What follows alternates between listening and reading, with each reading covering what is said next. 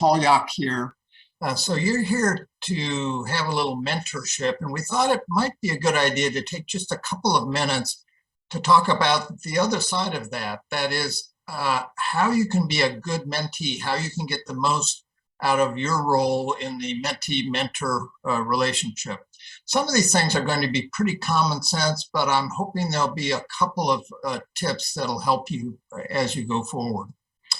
So the first thing to think about is that a mentor is different from an advisor. A mentor is someone who is really going to work with you over an extended period of time, and most importantly is going to take some responsibility for your career success. So this requires some good chemistry, and what that means is that you're going to need to try out some advisors before you can figure out who might be a mentor for you, who can go forward with a sustained relationship. So here's my advice. I'd suggest you make a list of possible advisors, mentors, and then choose and prioritize your list. Just like looking for a college, you should put in some stretch candidates, people who you'd love to have as mentors who you think maybe they're not going to be interested. Look both inside and outside your organization. Inside the organization, you may be assigned a mentor, but you don't have to stick with that person necessarily. You can go outside and if there's somebody who you like, who you think might help you, go for it. Outside the organization can be a little trickier, of course, to find somebody, but you may get referrals from friends of yours, maybe even from colleagues inside the organization who worked with somebody outside who they think would be good for you. And then, of course, not everybody's going to understand positively if you approach them, but probably you're going to be pleasantly surprised at who does. So ideally, it's good when you're searching for a mentor if there's some connection, some affinity, you went to the same college, came from the same place, had the same early career connections, whatever. This is nice. It's not essential, but it helps you get some traction. What this means, of course, is that you have to do some research. Go to LinkedIn, talk to friends, colleagues, find out enough about this person that you can figure out what that affinity is. So if you're in an underrepresented group, do you want to find somebody from your group as a mentor, or do you want to go outside? So I'd say the answer is yes and yes. Within your group for obvious reasons. Outside of your group, because sometimes old white guys do have good advice, and candidly, we are all trying to be more responsive these days to folks in underrepresented communities. So give it a try. How do you do the ask? It's best, of course, if you can get an introduction from somebody who knows the person you want to talk to. Then in your follow-up email, just say that you want to get some initial advice. It's probably most helpful if you target a specific question, just so it feels manageable from the mentor that they can actually help you. I would say Zoom is still a good starting point just because it's easy, but try to get to an in-person for follow-up, and make it clear that your request is for a reasonably short period of time, like a half hour. Don't go for a big period of time right out of the gate. Obviously, in preparing for your meeting, you want to research this person well, and think through a relatively short, like a 2 to 3 minute introduction. You can kind of lose your mentor's interest pretty fast if you go on and on.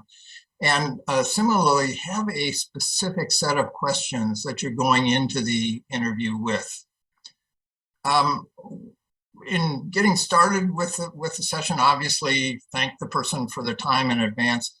Reference the connection that you had if somebody introduced you, and then start out by saying something like, thanks for your time. I was hoping to get your advice on a couple of issues, including, and then give that specific thing that you hope they're going to be helpful to you in advising. And you may even reference the fact why you think they're especially useful. So if it's somebody who, was led a project that was similar to what you're working on, you say that. If it's somebody that was in a similar company to where just make that connection. And then slip into, if it's okay, maybe I can start by giving you a little introduction. And that's where that 2 to 3 minutes comes in. A couple of watchouts to mention. First is keep your responses, keep your questions short. Your mentor can always follow up with more questions if they want to expand what you said. The error you can make here is by going too long. Make sure you listen carefully and be responsive to the things that your mentor is saying. And then be appreciative, of course, but you don't have to be like ridiculously over the top, gratuitous in thanking. Just let them know you appreciate them without being silly about it. How do you close out that session? So assuming that you think the advice was reasonable and you're getting a sense that the chemistry could be good, just be specific and saying, this has been really helpful. I'd like to reach out again in a month or two to follow up. Is that okay with you? And then close with some genuine thanks. After the session, great idea to send a brief email. Specifically, if you can, mention a piece of advice that you thought was good in that email. And then slip in, as we discussed, I'd like to be back in touch to ask for a little update in a month or two. That opens the door for you to send them another email that hopefully they'll pay attention to. A couple other points.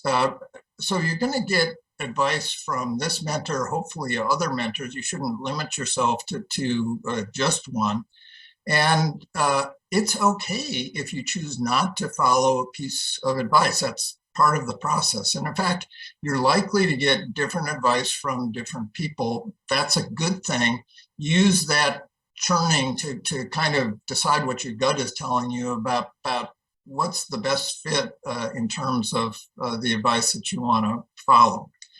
And then the final point, you want to invest in maintaining this relationship. You want to steward that relationship. So send a quick email as your career hits any significant milestones. If you got promoted or so on, quick email saying, just want you to know I got this promotion, or I went to this other company. Don't let too long lapse between your contacts. So a year is too long. Try to keep a cadence of a few months at least, something like that. And of course, always continue to express your appreciation. So like I said, these are all common sense points. Maybe one or two of them were things you weren't thinking about, or you want to raise up in your developing a good mentee relationship. And the last thing I'd say is we're all invested in your being successful as mentees, because ultimately good mentees become good mentors. So hope today is productive and good luck.